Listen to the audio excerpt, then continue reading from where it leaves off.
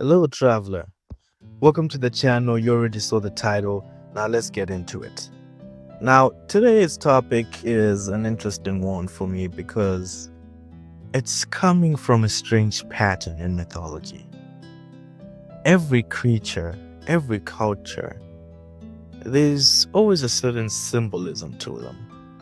And although every culture has monsters, things that hunt, destroy, kill, blah, blah, blah.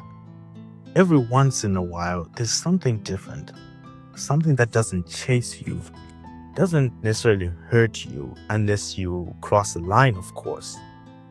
And overall, it's a pretty chill dude as far as monsters go. Now, this creature we're talking about today is the griffin. Now, no matter how you choose to spell it, the griffin is one of the most fascinating creatures in all of mythology. Although on the surface, it seems to just be something with the body of a lion and the head and wings of an eagle. That combination isn't just random when you think about it.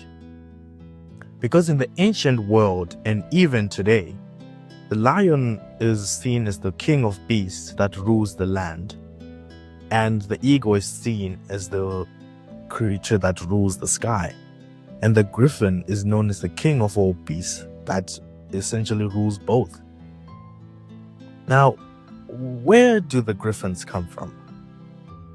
Griffins didn't start in one place. They show up across ancient Persia, Greece, and Egypt, and some parts of the Middle East, always in roughly the same role. Not simple, mindless beasts that go around terrorizing enemies, but more so of guardians, of representatives of nature in a way.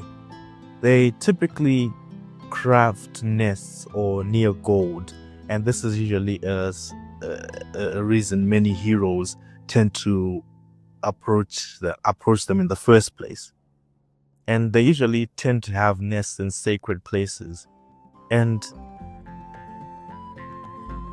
they typically act as a test for heroes. Here's what griffins separate themselves from almost every other creature. They don't terrorize villages, hunt humans haphazardly.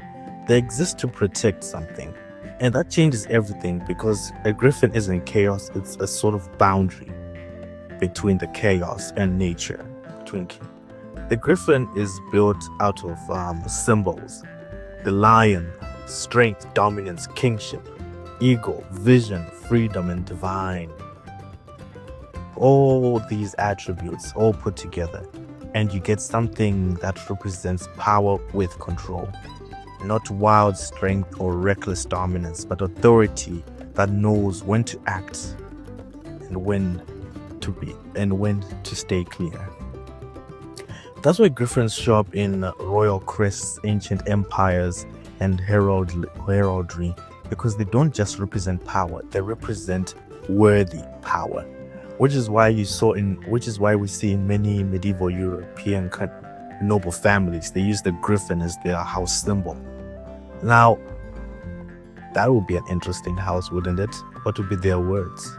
High we soar. I digress. There's a theory that griffins might have come from something real. Ancient travelers in Central Asia attempted to find many fossils, massive creatures with beaks and bodies, things we know now as dinosaurs, but back then they didn't have that word, so most likely they told stories about creatures that guarded gold in the desert, creatures that looked like lions with the heads of birds, and just like that, a myth was born. How they evolved over time is something interesting as well. Over time, griffins didn't get darker. They didn't become monsters that destroyed the nearest village. They became more respected. As we said earlier, they were seen as loyal, noble, almost incorruptible. They weren't creatures you fought, they were creatures you proved yourself to. And this is the part that most people miss. Griffins don't guard treasure because they are greedy. They don't have massive hordes like dragons. They guard it because not everyone deserves what they are protecting. They represent judgment, worth, and balance. They don't stop you because you're weak. They stop you because you're not ready. And now we ask ourselves, despite not many fantasy stories having griffins in them, the ones that do represent them very well. Take the House Gryffindor in Harry Potter, for example, or the griffins in World of Warcraft. And other than that, we don't really believe in griffins anymore. Not really, not the same way we used to, but we still believe in what they represent.